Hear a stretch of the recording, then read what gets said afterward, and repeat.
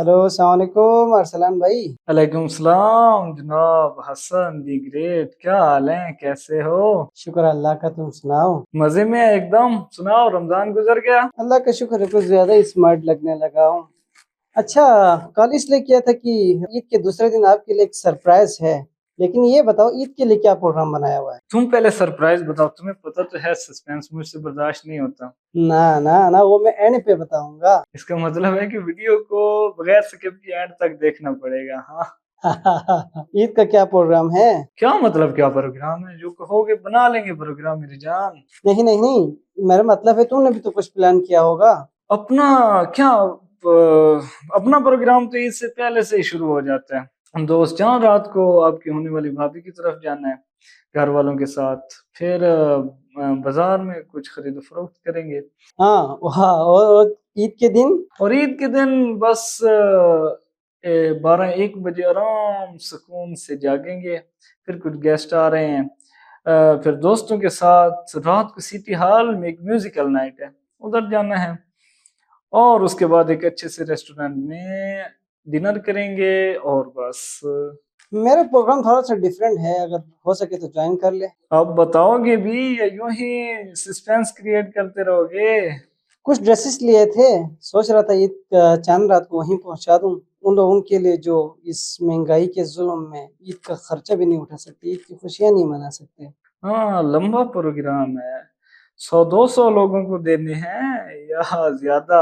और भी लोग होंगे साथ, हाँ। अरे नहीं, अरे नहीं नहीं, हम कौन सा लेन लाट है। अपने लिए ईद के लिए कपड़े लिए तो सोचा दो कपड़े इजाफी ले लें ताकि उन तक पहुंचा दे। वैसे इंसान से जो हो सके वो तो करना चाहिए हमें। हाँ, सही कह रहे हो। ये काम तो जल्दी निमट जाएगा। वैसे देने किसको है कच्ची बस्ती में? अल्लाह ने कारखेर के आगाज अपने रिश्तेदारों से करने को कहा है। अब्बू के एक कजन है, शहर से दूर हाईवे के पास मोहम्मद आबाद में रहती है। बस उन तक ये जोड़े पहुंचा देने, और अम्मी ने और आपा ने कुछ चीजें उनके लिए रखी हैं, वहीं बस पहुंचा के वापस आ जाएंगे। मतलब तुम चांद रात को अवेलेबल नहीं हो? और ईद के दिन?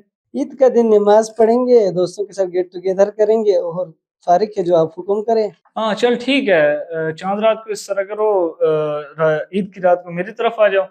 फिर यहीं से बाकी दोस्तों की तरफ निकलेंगे, ठीक है? नहीं नहीं, मैं म्यूजिकल नाइट पे नहीं आ रहा। क्यों यार?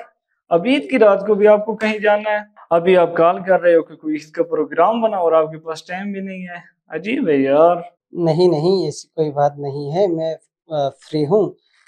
पूरे माह मुबारक रमज़ान गुनाहों से तौबा की और आइंदा के लिए बख्शिश खुदा से तलब की है, और ईद के दिन ही सब भूल भाल के फिर उन्हीं कामों में लग जाए, ये तो अल्लाह के साथ खयानत है ना। सॉरी यार, बात तो आपकी ठीक है। हाँ, अब एक महीने की मेहनत को एक रात में तो जाया नहीं कर देना। सही है, थैंक यू यार, आप वाकई मेरे अच्छे दोस्त हो।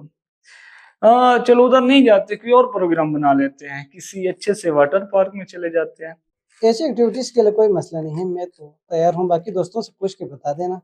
हाँ, अब तो बता दो ईद के दूसरे दिन क्या है? अब क्या बच्चे की जान लोगे?